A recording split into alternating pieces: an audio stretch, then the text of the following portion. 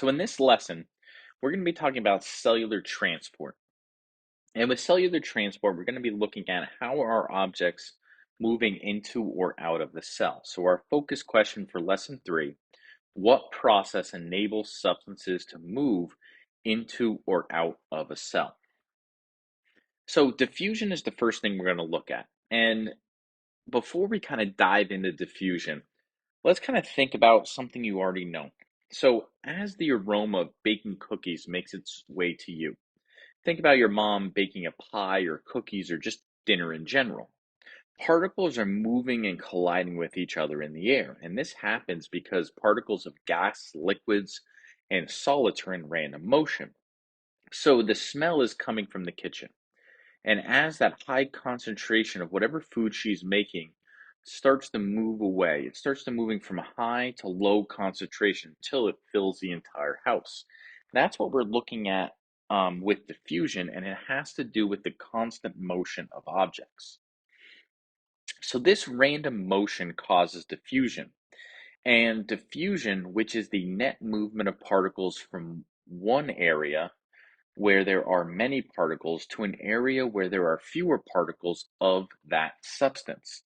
Now, when we were talking about this, diffusion requires no energy, and this motion of high concentration to low concentration requires no energy and is something that occurs naturally in our bodies as well as in the natural world. So the amount of a substance in a particular area is called concentration. Therefore, substances move from areas of high concentration to areas of low concentration. So if we look at this picture down below, you'll notice, think about like putting different colored drops of food coloring into a beaker. You notice in image A, when diffusion begins, we have high concentration of blue on one side and high concentration of yellow on the other. Now, after 5 minutes, you begin to see these particles are mixing in that. And this has to do with these particles are in constant motion.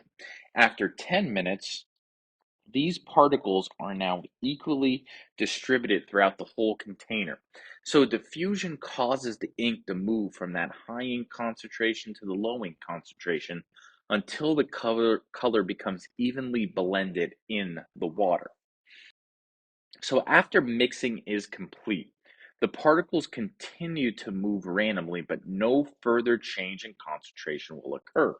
So if you'll look here, before this animation was going, right, we had a high concentration down at the bottom, and these particles began to spread out throughout the entire room until eventually they're equally distributed. And that is what we call a dynamic equilibrium, where there is no even though there is continuous movement, there is no overall change in the solution.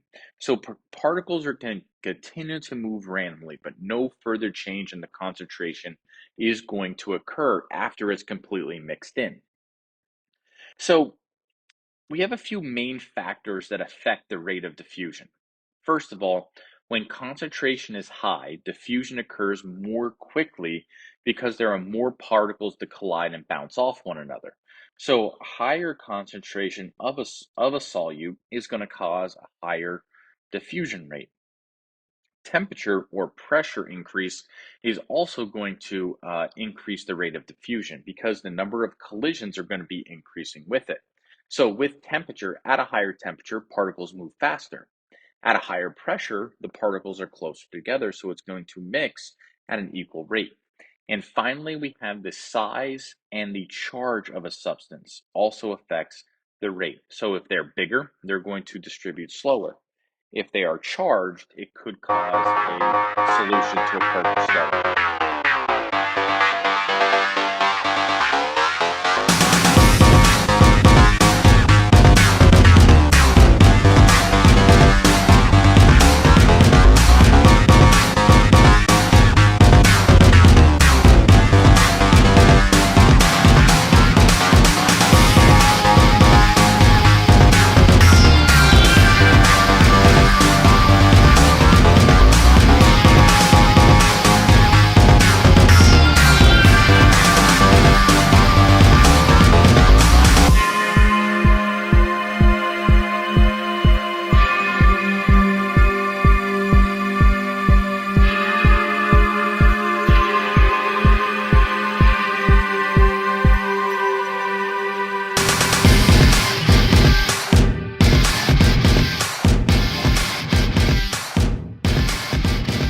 what you saw there is the hotter water, those particles are moving faster. And the cold water, those particles are moving slower. So the temperature of the water caused the mixing to occur faster than the colder temperature. Again, just one of those factors that's going to influence. So, since this is biology class, we're going to now focus on diffusion across the plasma membrane. So, since the plasma membrane makes up all of the cells in our body, it's important that we look at this in terms of living cells. So, in addition to water, cells need ions and small molecules such as chloride ions found in salt and sugar to perform cellular function. Now, water can diffuse across the plasma membrane, but most other substances can't. So, for a lot of the things that we need in our body, they're not able to just pass through. So they need a structure called the channel protein or carrier proteins to help aid with the movement across the plasma membrane. And again, this structure can move big molecules, it can move charged particles. And again, these are what our cells need in order to survive. So, this process of using these transport proteins, what it is called is it's called facilitated diffusion. And with facilitated diffusion, facilitated means aiding with a helping hand. So, the proteins are helping to move these molecules across the membrane. Again, still moving from a high concentration to a low concentration, but again, we're doing so with a protein. And again, it uses transport proteins to move other ions and small molecules across the plasma membrane. Now, a channel protein opens and closes to allow the substances to diffuse through it. So the molecule is either open or the molecule is either closed. And again, when we have a high concentration, this thing opens up to bring these molecules into the cell. Now, a carrier protein changes shape as the fusion process continues to help move the molecules through the membrane. So, channel proteins just open and close, whereas carrier proteins are changing shape, where you can see the molecules coming in. And as that molecule comes in, it then changes and wraps itself around it to get it into the cell. Again, still going from high to low, and no energy is needed in this type of transport. So, diffusion of water and facilitated diffusion are forms of passive transport.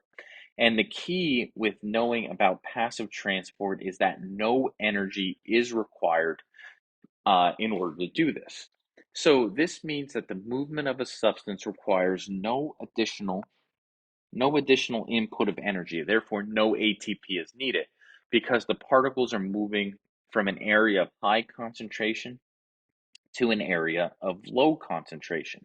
So, because of this natural process occurs where no energy is needed, where again, our cell membrane is able to take in these molecules of high and move them to the low to maintain equilibrium.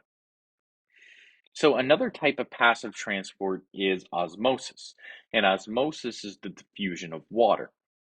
So the diffusion of water across a selectively permeable membrane is called osmosis, and water molecules can pass freely into and out of the cell through aquapores. And aquaporins or channel proteins that are embedded in the plasma membrane allow water to naturally move. So since water is unable to pass these fatty acid tails in our cell membrane, remember these are hydrophobic. They need these water channels in order to get the water in and out of the cell and do so at a very rapid rate. And osmosis and the water in our cells is really important for life. So, how this works in a solution, a substance called a solute is dissolved into a solvent.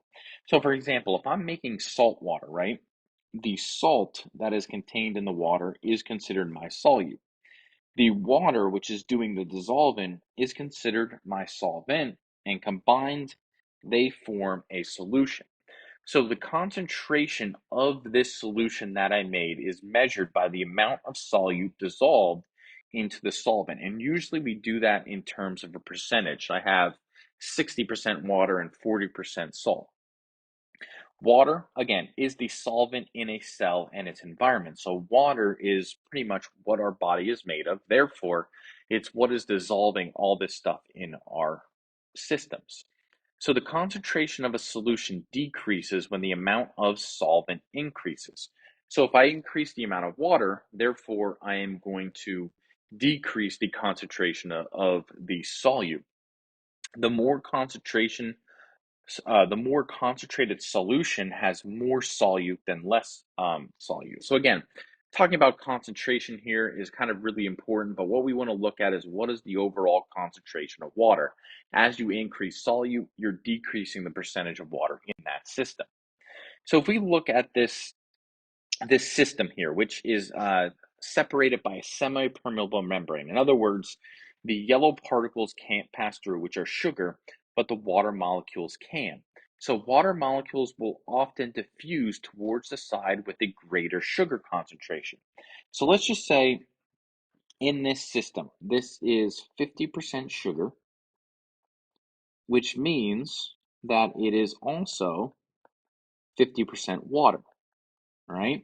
And the other side is 30% sugar and 70% water. So what this means is I have a higher concentration of water on the left side because there's less sugar molecules. So water is going to want to naturally get sucked up from area of high to low. And what this is going to do is cause the water level to go down on one side and up on the other until eventually it is going to reach equilibrium where the concentrations are equal on both sides. Not necessarily the amount of water, but the concentration. So as water moves to the right, the concentration of the sugar solution decreases. And the water will continue until we reach that dynamic equilibrium. Well, even though water is going to flow in both directions, there's going to be no net movement in that solution. So if we take a look at water in the plasma membrane, if you remember, water will naturally want to flow in and out of the membrane. In other words, water is naturally going to want to flow in and out of the cell. So if we look at this as osmosis, osmosis is the diffusion, and it's the diffusion of water. And again, that is the key there, is the diffusion of water across the membrane.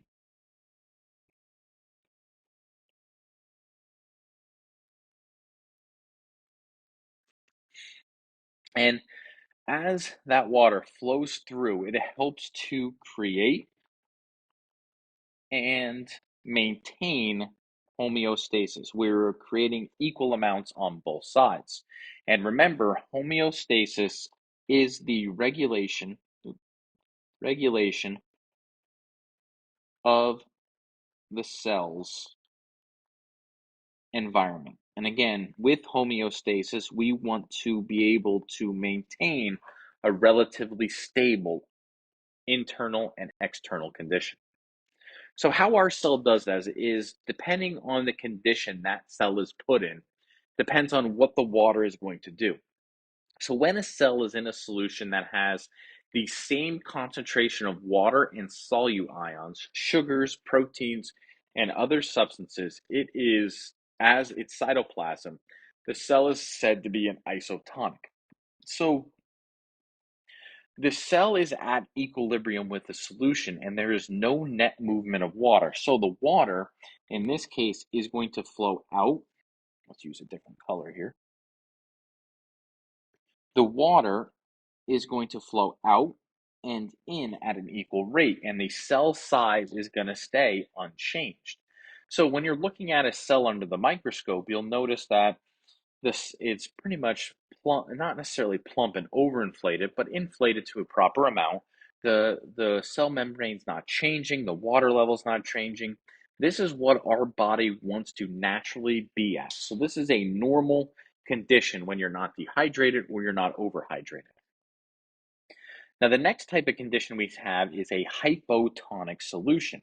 And in a hypotonic solution, the way I remember what the cell does is hypo sounds like a hippo, and hippos are big and fat. So in this, the cell will actually get bigger. And what happens is water naturally will begin to flow into the cell because there is a higher concentration of water outside the cell than inside the cell, so it will flow in. So there's more water outside a cell than inside, and the net movement of water through the plasma membrane is into the cell. So you'll notice the cell gets bigger, more plump, and in animal cells, this could be extremely dangerous because if our animal cells overfill with water, they could burst. So animal cells, as water moves into the cell, the osmotic pressure begins to increase and the plasma membrane swells. Now, what this leads to is it could cause the cell to burst. You can actually die from water poisoning of having too much water in your body. Now, the way our bodies naturally counteract too much water is by frequent urination to get rid of that. But sometimes it can't work fast enough.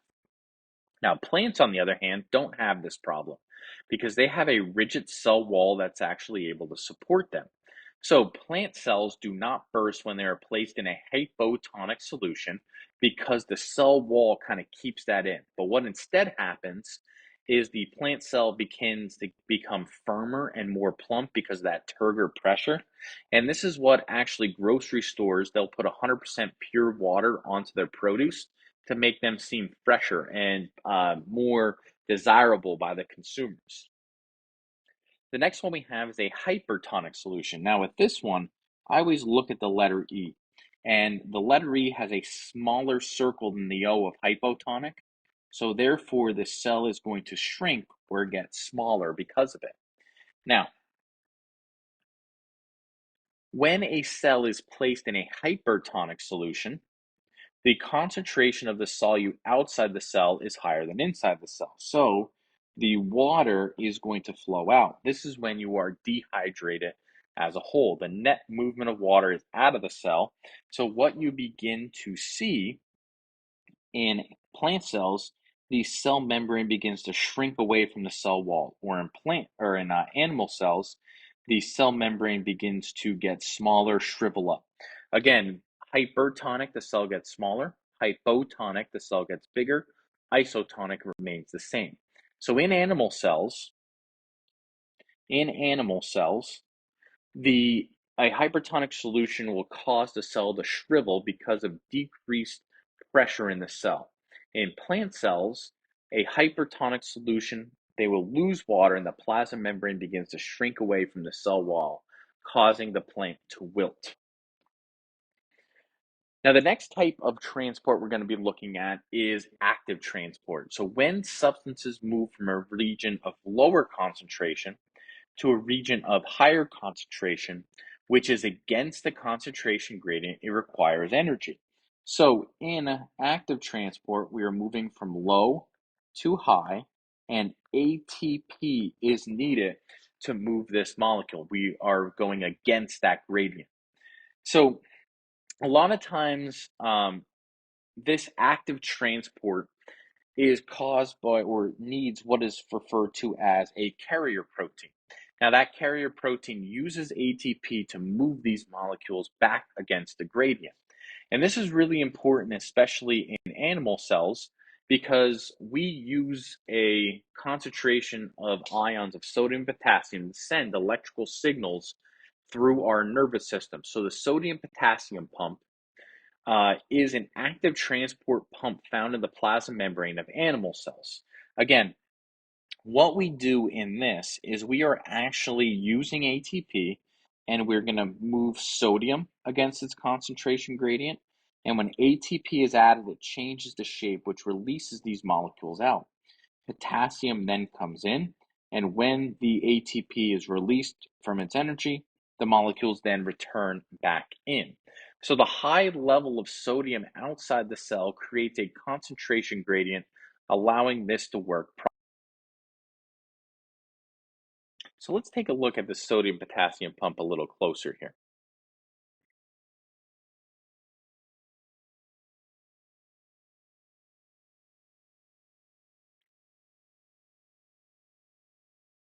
So you can see how ATP physically changes the shape of the protein by providing energy. And as that energy or phosphate is released, the protein changes shape. Again, we're moving these molecules against their normal gradient. Now, in a process called couple transport, the sodium ions that have been pumped out of the cell can couple with sugar molecules and be transported into the cell through a membrane protein channel called a couple channel. Now, the sugar molecules coupled to a sodium ion enter the cell by facilitated diffusion. So, sugar enters the cell without spending any additional cellular energy, so it could be stored for later. So, again, even though we're using energy for part of it, we are getting a lot of benefits in the later portion of it. Now, when we're moving large particles, so some substances are actually too large to move through the plasma membrane by diffusion or transport proteins and must get inside the cell by a different process. So we have two different processes, endocytosis and exocytosis.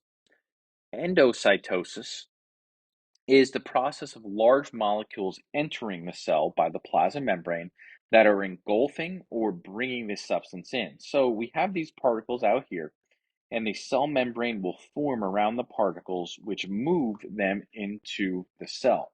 Now, the thing about this is, again, remember it's active transport, so therefore ATP is needed for this. Exocytosis are where these same molecules need to exit the cell. Okay, and again, same thing, ATP is needed. Now, the way that I remember this is exocytosis sounds like exit, and endocytosis sounds like enter. So again, that's just kind of a way of remembering which way these molecules are moving.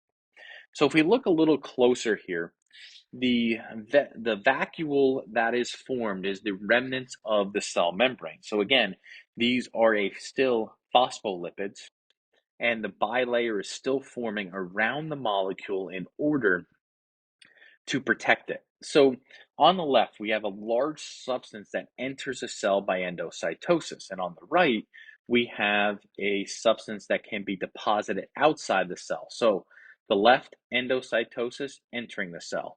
The right, exocytosis, the particles are leaving. So if we take a look here, and we're taking a look at kind of reviewing from what we looked at before. So again, this would be passive transport. And remember that passive transport is moving from high to low and without the use of energy. So in simple diffusion, we're still moving from high to low, but it is able to pass freely through the membrane.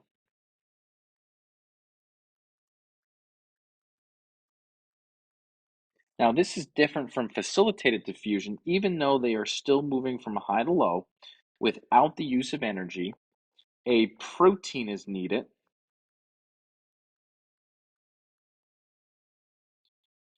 in the plasma membrane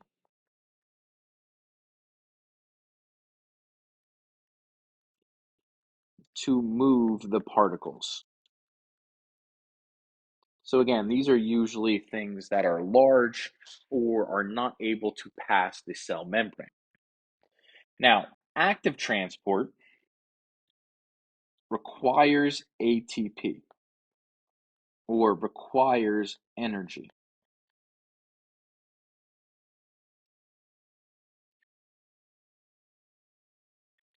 Oops, okay, right here.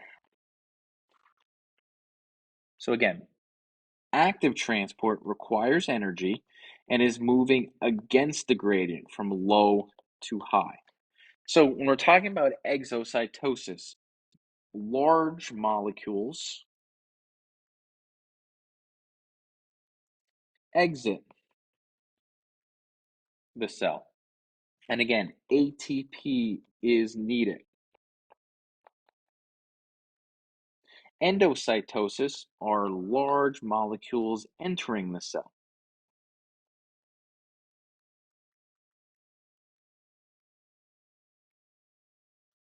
And again, we still need that ATP in order for this to function properly.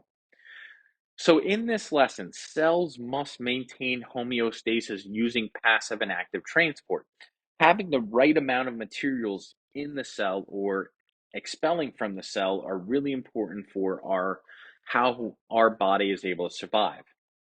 Concentration, temperature, pressure, these are all things that are going to affect the rate of diffusion. And remember, if we increase the concentration, increase the temperature, or increase the pressure, diffusion is going to occur at a faster rate. Cells must maintain homeostasis in all types of solutions, including isotonic, where the cell remains or the cell size remains the same, hypotonic, where the cell swells up and gets bigger, and hypertonic, where water is lost and the cell shrivels up. And some large molecules are moved into or out of the cell using endo or exocytosis, which again, these two processes require energy. So, hopefully, this helps you out with lesson number 3. And again, this is Mr. O'Brien going over Module 7, Lesson 3.